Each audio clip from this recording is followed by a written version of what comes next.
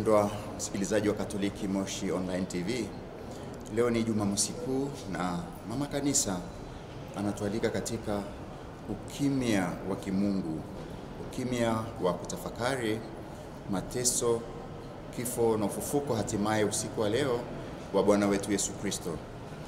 Katika somo la kwa Waebrania sura ya 4 mstari wa kwanza hadi wa 13 tumesikia jinsi Mama Kanisa anavyotupa tafakari hiyo ya kina katika somo hilo, kwamba tunaishi sasa katika ukimya wa matarajio ya Kristo aliyeenda kuzimu aweze kutupa pumziko la uhai, pumziko sio pumziko hatarishi, pumziko la kimbingu, pumziko la matumaini, pumziko la kuishi imani yetu, pumziko la kuishi matumaini yetu na mapendo ya kipasaka kama waamini.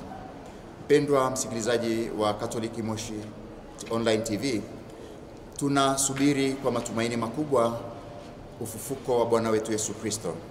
Unatualika sisi sote tuweze kufufuka, tuweze kutoka katika makaburi ya dhambi, makaburi ya chuki, makaburi ya uhasama, makaburi ya unyanyasaji. Tunaona katika familia, katika siasa, katika uchumi, duniani kote kuna hali ambayo ni ya sintofahamu.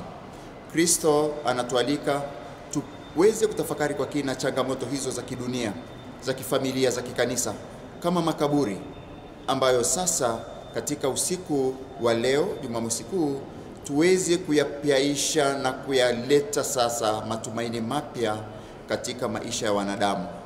Tuombee nchi yetu, tuombee kanisa letu, tuombee jimbo letu, tuombee familia zetu ili ziweze kuwa ni familia za kiufufuko. Tuweze kuwa ni wakatoliki wa ufufuko, sio tena wa makaburi, sio waliokata tamaa, bali wenye matumaini mapya katika Kristo mfufuka, na hatimaye tuweze kufurahia maisha hayo ya milele mbinguni. Jana tulisikia katika mateso kiu ya Mungu, kiu ya Kristo. Tujiulize kiu yake ni ipi?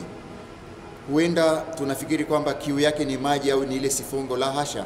Kiu ya Kristo mteseka ni wewe na mimi tuweze kumjua zaidi, ni wewe na mimi tuweze kumpenda zaidi, ni wewe na mimi tuweze kumtumikia katika maisha ya mito mbalimbali, ni wewe na mimi tuweze siku moja kuishi naye milele mbinguni katika maisha ya ufufuko. Tumsifu Yesu Kristo.